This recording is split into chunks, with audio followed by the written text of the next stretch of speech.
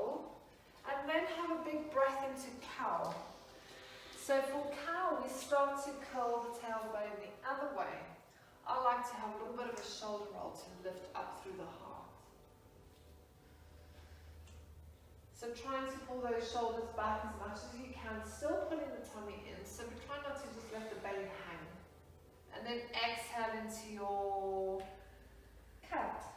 One day I'm going to get it right. And then inhale into cow. So now you can start to synchronize this with your own breath. Exhale into cow. Cat even. Cat? Oh. Maybe on Christmas Day. We know what you mean. With baby Jesus is born. We know what you mean.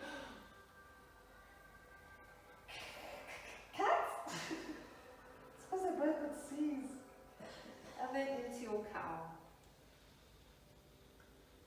And then coming back to center.